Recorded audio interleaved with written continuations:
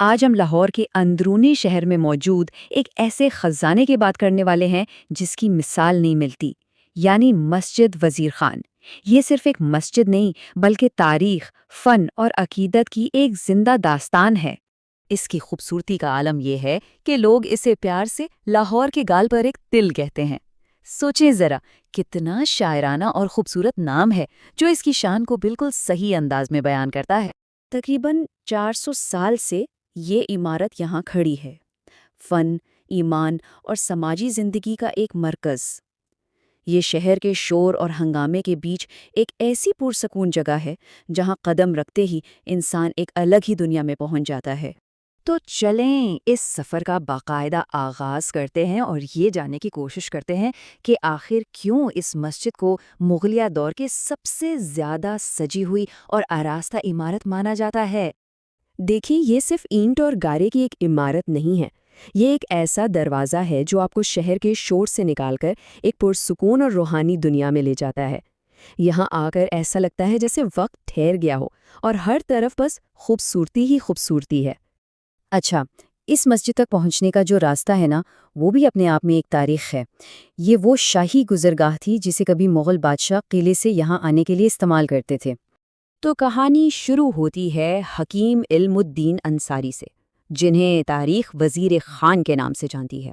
یہ مسجد شاہجہاں کے دور حکومت میں بنی، وہ دور جب مغلیہ سلطنت اور اس کا فن تعمیر اپنے عروج پر تھا۔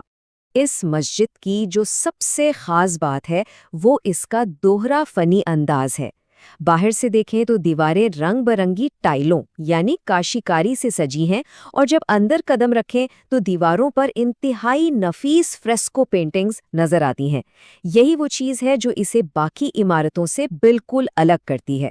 مسجد کا جو مرکزی دروازہ ہے، جسے ایوان کہتے ہیں، وہ خود ایک شاہکار ہے، اور اس پر ٹائلوں سے لکھی یہ دعا ہر آنے والے کو خوشامدید کہتی ہے۔ کتنا خوبصورت پیغام ہے نا؟ چلیں اب اس بڑے سے دروازے سے گزر کے مسجد کے مرکزی صحن میں داخل ہوتے ہیں۔ یہ اس پورے کمپلیکس کا دل ہے، ایک ایسی جگہ جہاں تاریخ، روحانیت اور دلچسپ لوک کہانیاں آپس میں مل جاتی ہیں۔ اندر آتے ہی جو منظر نظر آتا ہے وہ واقعی دیکھنے لائق ہے۔ چاروں کونوں پر 107 فٹ اونچے مینار، بیچ میں وضو کا حوض، اور اسی صحن میں ایک بہت ہی قابل احترام صوفی بزرگ کا مزار بھی ہے۔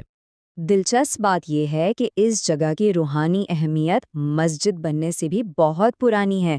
یہاں صوفی بزرگ حضرت میرا بادشاہ کا مزار ہے، اور کہا جاتا ہے کہ ان کی وجہ سے یہ جگہ صدیوں سے لوگوں کے لیے مقدس رہی ہے۔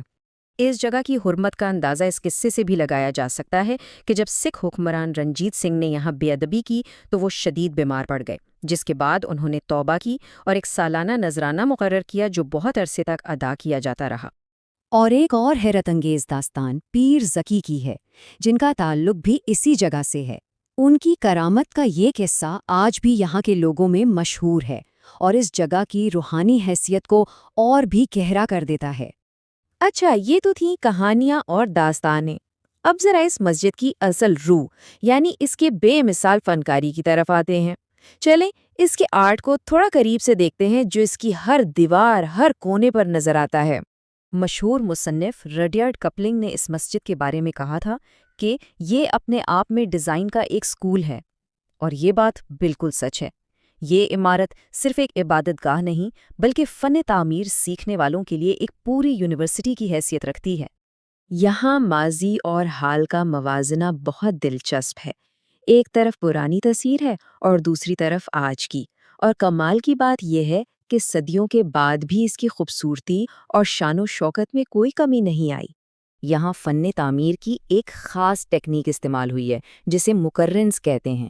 یہ شہد کے چھتے جیسا ڈیزائن دراصل فارسی فن تعمیر سے لیا گیا تھا، اور لاہور میں اس کا اتنا شاندار استعمال سب سے پہلے یہیں دیکھنے کو ملتا ہے۔